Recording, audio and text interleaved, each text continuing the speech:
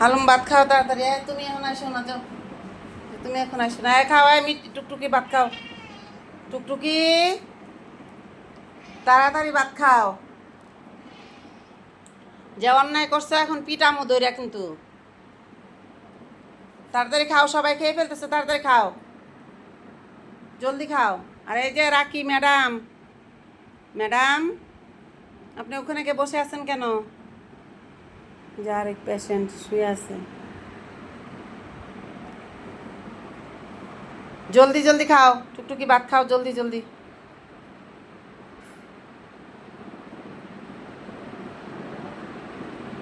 জলদি খাও না কেন? বন্ধুরা, মানুষের নীতি আদর্শ, মানুষের মনোভাব, সেগুলো না আসলে আস্তে আস্তে এই পৃথিবী থেকে মুছে যেতে শুরু হয়েছে। মানুষ, আগে আমরা যেটা দেখেছি, একজন মানুষ যদি একটু রাস্তার মধ্যে ব্যথা পাইছে তাহলে আরও 10জন মানুষ এসে সেই মানুষটাকে সাহায্য করার জন্য উড়ে পড়ছে। খাও না কেন ভাত, খাওয়া শেষ করো। এখন দেখেন অবস্থা, একটা মহিলা মানুষ বা একটা পুরুষ মানুষ একটা বাড়িতে জন্মগ্রহণ করার পরে যখন সেই মহিলাটার বয়স 50 বছর হয় বা 40 বছর 45 বছর হয়, তখন কিন্তু এই ফ্যামিলির মানুষগুলোর সঙ্গেই উঠা বসা চলাফেরা সব কিছু হয়। সেই জায়গায় যদি সেই মহিলাটা একটা কোনো ধরনের অকারেজ করে, কোনো ধরনের ভুল করে, কোনো ধরনের খারাপ কিছু করে, সেই ক্ষেত্রে কিন্তু তাকে কথা বলে শাসায় অপরাধ করলে শাস্তি দেওয়া যায়।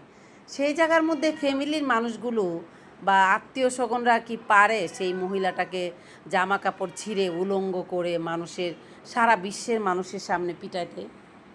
আপনারা বলেন। গতকাল একটা ভিডিও দেখলাম যে এক ভদ্রমহিলাকে তারা এইভাবে পিটাচ্ছে, সারা বিশ্বের সামনে পিটাচ্ছে, আবার তাদের ছেলেপেলেরাই ভিডিও করতেছে, অনলাইনে ছাড়ছে।